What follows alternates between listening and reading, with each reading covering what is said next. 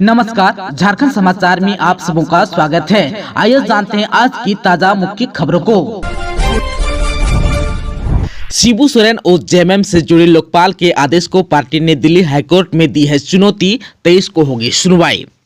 झारखंड में सत्ताधारी दल जेएमएम के अध्यक्ष पूर्व मुख्यमंत्री और राज्यसभा सांसद शिबू सोरेन और झारखंड मुक्ति मोर्चा से जुड़े लोकपाल के उस आदेश को पार्टी ने चुनौती दी है, जिसमें लोकपाल ने आय से अधिक संपत्ति के मामले में सीबीआई को जांच का आदेश दिया है। झारखंड मुक्ति मोर्चा ने लोकपाल के आदेश के खिलाफ दिल्ली हाईकोर्ट का रुख करते हुए याचिका दाखिल की, जिस पर 23 अप्रैल को सुनवाई हो सकती है।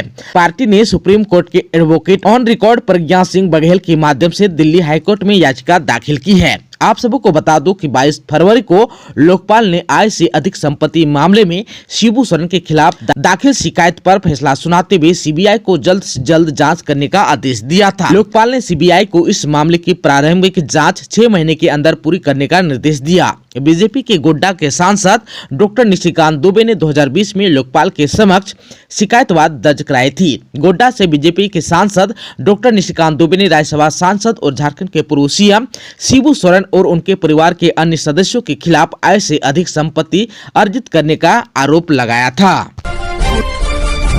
फिर बागी हुआ जेएमएम के विधायक लोबिन हेम्ब्रम। राजमहल से निर्दलीय चुनाव लड़ने का किया ऐलान, कहा बागी मैं नहीं जेएमएम हो गया है।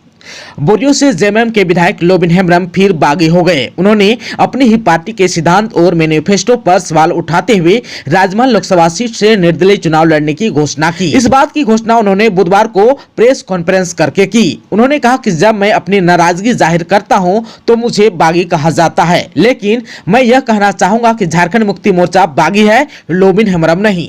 जेएमएम अपनी नीति और सिद्धांत को एक तरह से बेच दिया है। पार्टी ने अपनी मैनिफेस्टो से नियोजन नीति, स्थानीय नीति, सीएनटी, एसपीटी और पेशा एक्ट को गायब कर दिया है।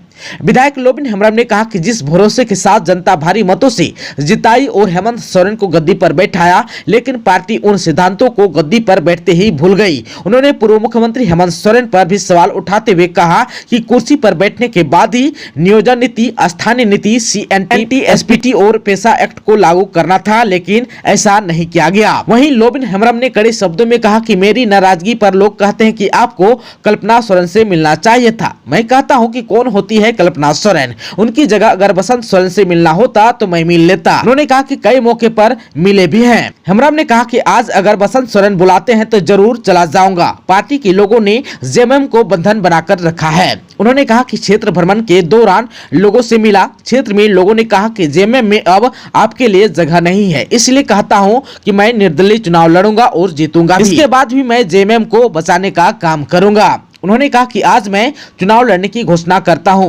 परिणाम क्या होगा यह तो नहीं कह सकता, लेकिन इतना भरोसा जरूर दिलाता हूं कि मैं राज्य की जनता को नहीं छोड़ सकता हूं, यहां के नौजवानों को नहीं छोड़ सकता हूं। उन्होंने कहा कि राजमहल लोकसभा सीट की जनता का सपोर्ट है, मैं निर्दलीय चुनाव लड़ूंगा।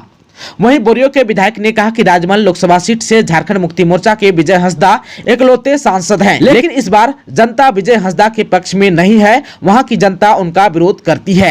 वह एमपी नहीं बल्कि बड़ा ठेकेदार है। उन्होंने कहा कि विजय हंसदा की शिकायत कई तरह से वहां के लोगों ने किया है।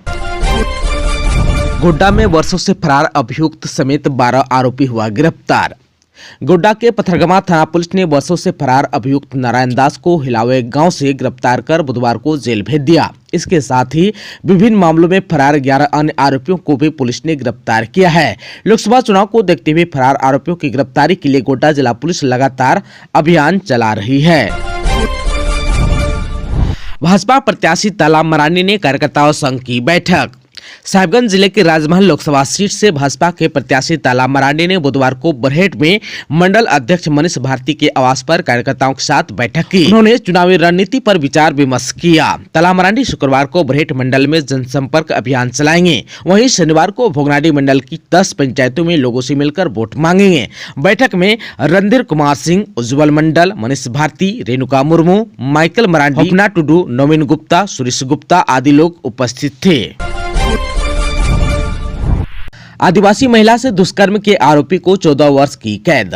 आदिवासी महिला के साथ दुष्कर्म के मामले में सुनवाई के बाद अदालत ने बुधवार को अपना फैसला सुनाया। गोड्डा के जिला एवं सत्र न्यायाधीश प्रथम जनार्दन सिंह की अदालत ने भलगोड़ा डुमरिया गांव निवासी आरोपी जीतन मोदी को 14 वर्ष सश्रम कारावास की सजा सुनाई। उस पर 50,000 का जुर्माना भी लगाया। आरोपी के खिलाफ राजाबेटा थाना में कांड संख्या 32/2023 के तहत प्राथमिकी दर्ज की थी। पुलिस ने उसे गिरफ्तार कर जेल भेज दिया था। सुनवाई के दौरान अभियोजन पक्ष की ओर से गवाहों का परीक्षण कराया गया। हजारीबाग में चांद का दीदार होते ही मुस्लिम धर्मावलंबियों में खुशी की लहर। हजारीबाग में चुरहू प्रखंड सहित कोयलांचल क्षेत्र में बुधवार को रोजे की नमाज अदायगी और इफ्तार के साथ रमजान महीना की भी समाप्ति हो गई। ईद के चांद का दीदार होते ही क्षेत्र के मुस्लिम धर्मावलंबियों में खुशी की लहर दौड़ गई। ईद की मुबारकबाद देने की रस्म शुरू हो गई। क्षेत्र के सरही, इंदिरा, जरबा, हरहद, करीमगंज, कजरी, पिपरा, प्रेमनगर, तहसील आदि क्षेत्र के मस्जिदों में नमाज अदायगी की गई। रोजे के अंतिम नमाज के बाद आखिरी इफ्तार की दावत कई जगहों पर दी गई। आज जो है गुरुवार को नजदीकी मस्जिदों में नमाज अदा कर ईद की बधाई देते हुए मीठी सेवइयां और लच्छे बांटे जाएंगे। ईद को लेकर कपड़े और जूतों की दुकानों पर काफी भीड़ देखी गई। सरहुल पूर्व संध्या पर दीक्षांत मंडप में हुआ आकर्षक सांस्कृतिक कार्यक्रम। मांदर की थाप पर थिरके युवक और युवतियां। रांची में सरना नव युवक संघ के तत्वावधान में बुधवार को रांची विश्वविद्यालय के दीक्षांत मंडप में सरहुल पूर्व संध्या रंगारंग कार्यक्रम का आयोजन किया गया। डॉक्टर श्यामा प्रसाद मुखर्जी विश्वविद्यालय, जनजाति एवं क्षेत्रीय भाषा विभाग रांची, सरस्वती हरिजन बालिका कॉलेज छात्रावास, दीपशिखा आदिवासी बालिका पीजी छात्रावास, आदिवासी बालक छात्रावास हतमा समेत 26 छात्रावासों के छात्र छात्राओं ने सरहुल पूर्व संध्या कार्यक्रम में हिस्सा लिया। इस मौके पर छात्र छात्राओं ने एक से बढ़कर एक आदिवासी नृत्य एवं संगीत कार्यक्रम प्रस्तुत किया। मांदर एवं ढोल का ऐसा दोष चला कि हर कोई झूमने पर विवश हो गया। कार्यक्रम में सरहुल गीत भी प्रस्तुत किए गए। भागीरथ आदिवासी बालिका कॉलेज छात्रावास रांची के छात्रों ने मांदर की थाप पर सामूहिक नृत्य कुडुक बरतो बहिन आओ बहन खेलेंगे माँ बाप को दिखलाने के लिए खेलेंगे के गीतों पर दीक्षांत मंडप तालियों की गड़गड़ाहट से गूंज उठा।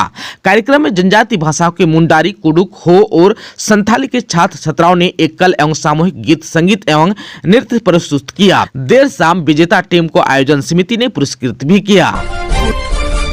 झारखंड में पेयजल विभाग से 20 करोड़ गबन का मामला में पुलिस ने कैशियर को किया है गिरफ्तार। 51 लाख रुपया हुआ है बरामद।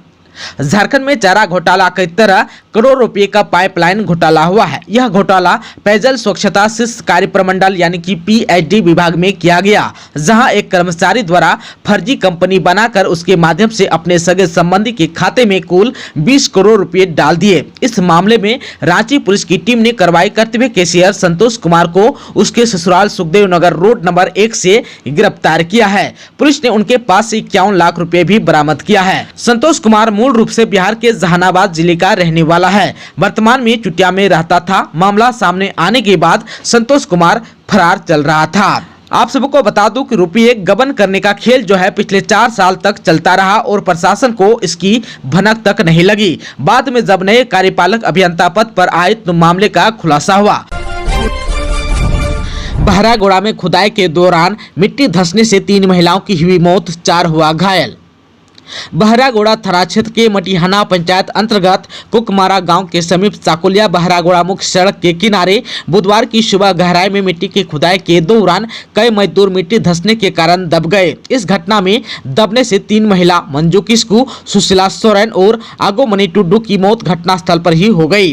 वहीं 2 महिला छीना मुर्मू और सलमा टुडू और 2 बच्ची कमली मुर्मू और रायमणि हंसदा बुरी तरह से घायल हो गई। सभी घायलों को प्रशासन और स्थानीय लोगों की सहायता से 108 एम्बुलेंस से प्राथमिक स्वास्थ्य केंद्र बहरागोड़ा लाया गया, जहां सभी का इलाज चल रहा है। घायलों में एक की हालत गंभीर बनी हुई है, उसे उच्च चिकित्सा हेतु पश्चिम बंगाल के झाड़ग्राम रेफर कर दिया गया। बहरागोड़ा के बीडीओ केशव भारती ने कहा कि सभी मृतकों और घायलों को सरकारी प्रावधान के अनुसार मुआवजा और अन्य सुविधाएं दी जाएगी। साहेबगंज में 4 नाबालिगों को दिल्ली ले जा रहे तस्करों को किया है गिरफ्तार। साहिबगंज में बहला फुसलाकर 4 नाबालिग बच्चों को दिल्ली ले जा रहे 2 तस्करों को गिरफ्तार किया है। जिला के एसपी को मिली गुप्त सूचना के आधार पर पुलिस टीम ने कार्रवाई की है। टीम ने बुधवार को उमेश प्रसाद और संजली मरांडी नाम के 2 तस्करों को गिरफ्तार किया है। इन दोनों की गिरफ्तारी साहिबगंज के तीन पहाड़ थाना क्षेत्र के रामपुर स्कूल के पास हुई है। दोनों तस्कर 2 नाबालिग बच्चों और 2 नाबालिग बच्चियों को बहला फुसलाकर अच्छा काम दिलाने के नाम पर दिल्ली ले जा रहे थे, लेकिन उससे पहले पुलिस ने उन्हें पकड़ लिया। बरामद नाबालिग बच्चे और बच्चियों को आवश्यक कार्रवाई के लिए CWC साहिबगंज को सौंपा गया है। गोड्डा के जमुआ के पास ट्रेन की चपेट में आकर वृद्ध की हुई मौत। हंसदिया से गोड्डा आ रही लोकल ट्रेन से कटकर एक वृद्ध की मौत हो गई। घटना बुधवार दोपहर की है। हंसदिया से चलकर गोड्डा स्टेशन की ओर आ रही ट्रेन जैसे ही जमुआ के पास पहुंची, एक वृद्ध व्यक्ति इसके चपेट में आ गया और ट्रेन से कटकर उसका शरीर 2 भागों में बट गया। मृतक की पहचान जमुआ के निवासी लाल मोहन मिर्धा, जिनका उम्र 65 वर्ष के रूप में हुई। मृतक के छोटे भाई जॉन मिर्धा ने बताया कि लाल मोहन मिर्धा पहले राजमिस्त्री का काम करते थे। अब बढ़ती उम्र के कारण काम छोड़कर फिलहाल घर पर ही रहते थे। वह अपनी पत्नी और बच्चों के साथ मुफस्सिल थाना के समीप प्रताप नगर में घर बनाकर रह रहे थे। घटना के कारण की स्पष्ट जानकारी मिल नहीं सकी है। कोई इसे आत्महत्या बता रहा है तो कोई नशे की हालत में हुई चूक कह रहा है। सूचना मिलते ही रेल प्रशासन और जिला पुलिस की टीम ने घटना स्थल पर पहुंचकर जांच पड़ताल की। घटना के बाद कुछ देर के लिए इस रूट पर ट्रेनों का परिचालन बंद कर दिया गया। इससे कई ट्रेनें लेट हो गई। लिव इन पार्टनर का मर्डर। हजारीबाग में प्रेमिका ने प्रेमी को पहले शराब पिलाई, फिर गला दबाकर मार डाला। बोली बेटी पर थी गलत नजर। हजारीबाग के कटकम सानी में 8 साल से लिव इन में रहने वाले पार्टनर ने ही अपने प्रेमी की हत्या कर दी। उसने पहले उसे शराब पिलाई, फिर रस्सी से गला दबाकर मार डाला। महिला का आरोप है कि वह शादी का झांसा देकर उसे लगातार धोखा दे रहा था। कटकम सांडी थाना क्षेत्र के डोंटो करमपुलिया के पास अज्ञात शव मिलने के मामले में पुलिस ने खुलासा किया है। पिलावल अंचल इंस्पेक्टर विनोद कुमार के नेतृत्व में कटकम सांडी थाना प्रभारी देवदत्त कुमार सिंह तथा SI ब्रिजा कुजूर की टीम ने हत्याकांड में शामिल 3 लोगों को गिरफ्तार किया है। इंस्पेक्टर विनोद कुमार एवं थाना प्रभारी देवदत्त कुमार सिंह ने बताया कि बरामद अज्ञात शव बिहार राज्य के पूर्णिया जिला के मोहम्मद गुलजार का था। आप सबको बता दूं कि हत्याकांड के मुख्य अभियुक्त मालती देवी विधवा है। उसने पुलिस को बताया कि मृतक कटकम सांडी थाना क्षेत्र के हेसा कुदर गांव का निवासी था। उसके साथ वह 8 वर्षों से लिव इन रिलेशनशिप में रहती थी। इस दौरान शादी का झांसा देकर वह लगातार उसका यौन शोषण करता रहा। उसकी 14 वर्षीय बेटी तथा उसकी बहन की बेटियों के साथ भी वह छेड़छाड़ किया करता था। मालती के साथ मारपीट कर उसके पैसे भी छीन लिया करता था। पार्टनर के इन हरकतों से परेशान होकर मालती देवी ने उसे पहले शराब पिलाई, इसके बाद रस्सी से गला घोंटकर उसकी हत्या कर दी। फिर अपने 2 परिचितों को यानी कि दीपक कुमार एवं संतन कुमार की मदद से शव को 28 मार्च की रात करम बहवा पुलिया के पास फेंक दिया। ग्रामीणों की सूचना के आधार पर शव बरामद हुआ। घटना के बाद जांच पड़ताल के क्रम में तीनों आरोपियों की संलिप्तता होने की सबूत मिले, जिसके आधार पर पुलिस ने तीनों को गिरफ्तार कर बुधवार को न्यायिक हिरासत में भेज दिया। छापामारी टीम में कटकम सांडी थाना प्रभारी देवदत्त कुमार सिंह, SI बिरजा कुजूर, चालक सुधांशु कुमार सिंह, कटकम सांडी थाना में तैनात जैप एवं जिला बल के जवान शामिल थे। पाकुड़ में स्कूलों के बेहतर प्रदर्शन में प्रधानाध्यापकों की अहम भूमिका। विद्यालय नेतृत्व विषय पर डाइट सभागार पाकुड़ में प्रधानाध्यापक के 5 दिवसीय प्रशिक्षण का बुधवार को समापन हुआ। समापन समारोह में क्षेत्र शिक्षा पदाधिकारी जूही रानी ने प्रशिक्षण में शामिल प्रधानाध्यापकों और प्रभारी प्रधानाध्यापकों को प्रमाण पत्र भी दिया। इस दौरान विद्यालय को बेहतर बनाने को लेकर विभिन्न बिंदुओं पर चर्चा हुई। कई तरह की गतिविधियां भी संचालित की गई, जिसमें स्वयं का विकास, नेतृत्व शैली की समझ, विद्यालय प्रमुख के रूप में प्राथमिक कार्य, सतत विकास, शिक्षण प्रशिक्षण प्रक्रिया का रूपांतरण, विद्यालय और शिक्षा का उद्देश्य, बच्चों की विकासात्मक आवश्यकताओं को समझना, बाल केंद्रित शिक्षण शास्त्र की समझ, कक्षा में सक्रिय अधिगम का प्रयोग, नवाचार और विद्यालय विकास योजना विषय पर व्यापक चर्चा की गई। क्षेत्र शिक्षा पदाधिकारी जूही रानी ने कहा कि विद्यालय के बेहतर प्रदर्शन में प्रधानाध्यापक की महत्वपूर्ण भूमिका होती है। प्रधानाध्यापक सहयोगी शिक्षकों, विद्यालय प्रबंधन समिति, अभिभावकों, बच्चों के साथ वरीय पदाधिकारियों से समन्वय बनाकर बच्चों को अच्छी शिक्षा दे सकते हैं। डाइट हमेशा शिक्षकों के लिए खुला है। जब भी आपको किसी तरह के सहयोग या परामर्श की आवश्यकता हो, आप यहां आ सकते हैं। पलामू में बाइक रैली में शामिल हुए वीडियो मतदाताओं को किया जागरूक। लोकसभा चुनाव में 100% वोटिंग के लिए बाइक रैली निकाली गई। पाटन प्रखंड विकास पदाधिकारी अमित कुमार झा ने प्रखंड के कर्मियों के साथ बाइक रैली में शामिल हुए। इस दौरान मतदाताओं को वोटिंग के लिए जागरूक भी किया गया। बाइक रैली प्रखंड कार्यालय से निकली जो पाटन चौक होते हुए सेमरी पुल तक पहुंची। मौके पर प्रखंड विकास पदाधिकारी ने बताया कि यह रैली मतदाताओं को जागरूक करने के लिए निकाली गई है। मतदाताओं को देश हित में वोटिंग करना चाहिए। 100% वोटिंग के उद्देश्य से यह रैली निकाली गई। मौके पर बीपीओ मनरेगा स्वीटी सिन्हा, सहायक कंप्यूटर ऑपरेटर धीरज कुमार, लेखा सहायक दीपक तिवारी, पीएम आवास प्रखंड समन्वयक शिवम कुमार, बीएलडब्ल्यू मनोज कुमार, अजित मेहता, श्रीकांत कुमार मौजूद थे। खंडहर दुकान से महिला का शव हुआ बरामद, जांच में जुटी है पुलिस। धनबाद के चिरकुंडा नीचे बाजार स्थित एक खंडहर दुकान से बुधवार को एक महिला का शव बरामद हुआ। मृतका की पहचान चिरकुंडा बाबू डंगाल निवासी यमुना देवी के रूप में हुई। स्थानीय लोगों के अनुसार आसपास के दुकानदार सुबह 8 बजे जब अपना दुकान खोलने पहुंचे तो काफी दुर्गंध आ रहा था। जाकर देखा तो खंडहर में तब्दील हो चुके एक दुकान में महिला का शव पड़ा है। इसके बाद लोगों ने पुलिस को इसकी जानकारी दी। सूचना पाकर पुलिस घटनास्थल पर पहुंची और शव को कब्जे में लेकर पोस्टमार्टम के लिए भेजा। इधर यमुना देवी के परिजन भी सूचना पाकर मौके पर पहुंचे। यमुना देवी के भाई भाभी के अनुसार यमुना देवी मानसिक रोग से पीड़ित थी और वह 3 दिनों से लापता थी। बताया कि काफी खोजबीन की लेकिन कुछ पता नहीं चला। बताया कि यमुना की शादी पश्चिम बंगाल के आसनसोल में हुई थी। उसका 10 साल का एक बेटा और 4 साल की एक बेटी है। 4 साल पहले उसके पति उसे छोड़ दिया था। तब से वह अपने बच्चों के साथ उनके साथ रहती थी। पति के छोड़ने के बाद से वह मानसिक रूप से बीमार हो गई थी। धनबाद में तोपचांची के होटल में पुलिस का छापा, 65 बोतल अवैध शराब जब्त।